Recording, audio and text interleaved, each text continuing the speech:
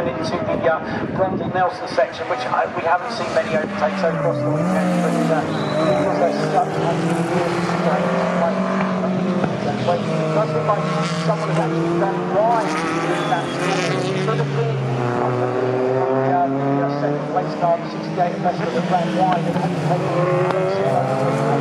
that Brundle-Nelson section. Some of the cars coming back to numbers now. It does look like the 68 has actually dropped to third and is now being challenged for fourth place. Yeah, indeed, so it's the braking zone of Murray's. It's always sort of, it's a dilemma whether or not you want to go for a move, because of course it leads you onto this very, very long pit straight where you can, where it is vital to get a good exit. However, the white and green 87 looking very menacing in the rear view of the car just in front of 32. Just now in front of Evans. That again is for class position. That's the battle for the podium. But yeah, always consider going for a move into that final corner because you need that exit. If you get a poor one, you can ruin your chances of going for a move. However, still very, very close as they make their way now into the infield section off the back of turn number 2. Now towards Palmer, this very long left-hander where you're battling the understeer. No problem of course with these downforce cars as they keep the car rooted to the road, just monitoring the gap towards the front, and Dickens has been able to bridge a gap over Jonathan Hare in second, who we saw actually was very, very quick at that number 8 over yesterday. Yeah, he certainly was, and I think that's been helped by the fact that the 68 Leicester, I think, missed the chicane at Brundle and kind of had to take that exit road, which has dropped him down into third. The other car to keep an eye on, made up 2 places, and it was very, very close again behind the number 1 of Freeman. It's the 65 of Grumby.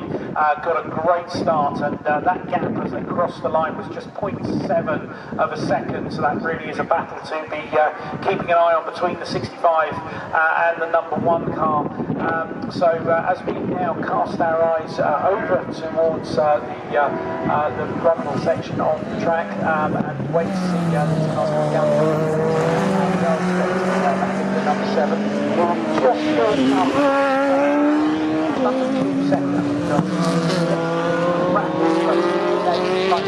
Slightly older car than some of the others, but it'll be interesting to see the roads on the number 7. But as they come back around towards us, you know, that picture as they come into Murray,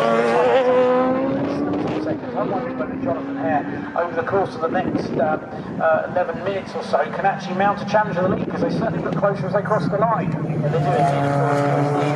The black number 8 machine, of course, the blue and the silver just in front. That's the number 7 of Steve Dickens, championship leader and overall leader in the CSP1 class. But the battle with Jonathan Hare, while not for championship points, is for overall position, and racing drivers will always go for that. Best lap of the race just been set by 7/10 of a second. Jonathan Hare with 2 purple sectors to go with it in sectors 1 and sector 3. So looking very, very quick, making the most of the twisty parts of the circuit, where I'm sure he can really make the most of his ability before maybe the slightly newer car with slightly better engine can bridge out on the straight. But the gap very, very close, only a few car lengths or so in towards Agostini.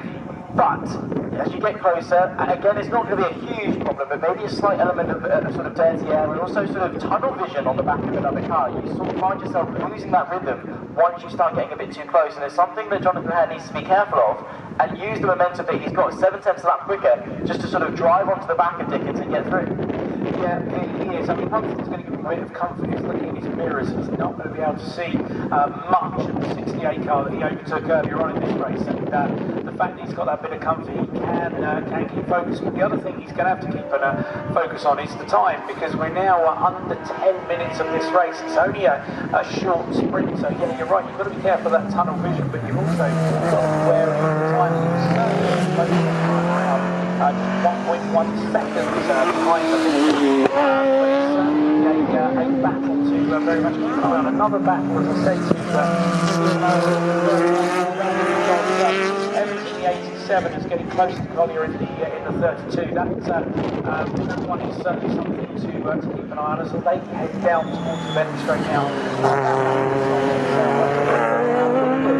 Are back with us across the line, and actually the number 7 of Steve Dickens looks like he's pulled out a bit more of a lead from Jonathan Hare, and I don't know whether he'd had a little bit of a problem on that last lap, but this time around Dickens sets the fastest lap of the race, and he's nearly 2 seconds clear in his fastest lap with a 1:55.397 lap in 2 seconds.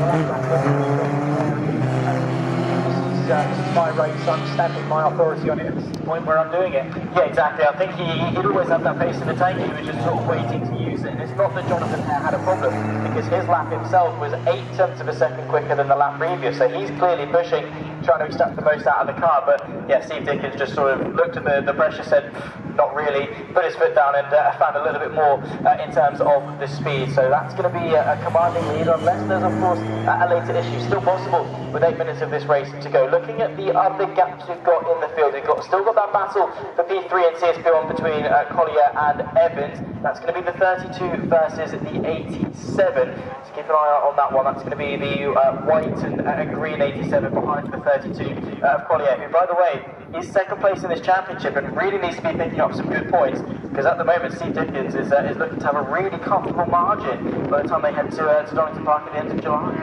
Yeah, Collier just heading down onto the Bentley straight right now in that red. It looks quick, standing still that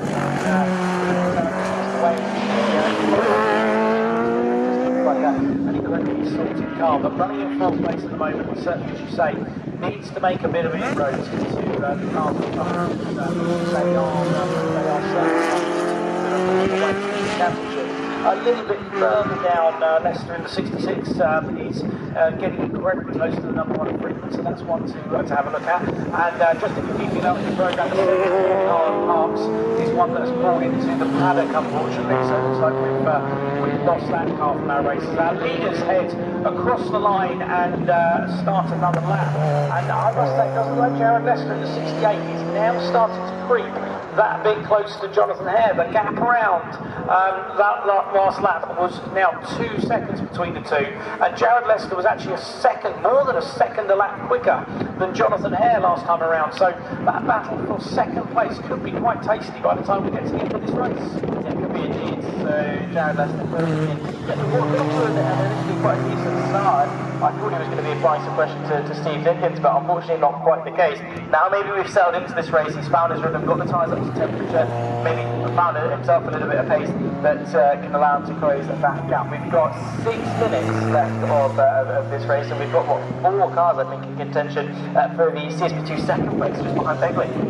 I think it helps that off the run to the first lap where he had to kind of nip down the escape road and then jump back on the circuit, and I think that's where Jonathan Hare was able to get in front. But certainly as those two cars make their way onto the Bentley straight at the moment, they're pulling away quite nicely from the 32 car, who is actually being put under a bit of pressure from Evans in the 87. But that battle for second looks like it could be hotting up quite nicely as those two cars come into the Brunton Nelson section of the track. They are and I'm really interested to see whether, with just 5.5 minutes left to go, whether a challenge can be mounted by Jared Leicester on Jonathan Hare from 68 on this race. Well, we'll find out. Of course, time is of the essence. He needs to find a way through there. Now, blitzing their way into Coram, now into Murray's as well, at the bottom of the hill. Now, the number 8 accelerates its way towards turn number 1, but very close by the 68 machine. So it's the black and red. Just in behind it as well, you've got the green and yellow of the 68. Looking to go for a move into the inside of turn number 1. Darts very late and finds his way through. That's going to be second place overall. No change in class, but a nice move indeed. Very, very late he decided as well. That was on the edge.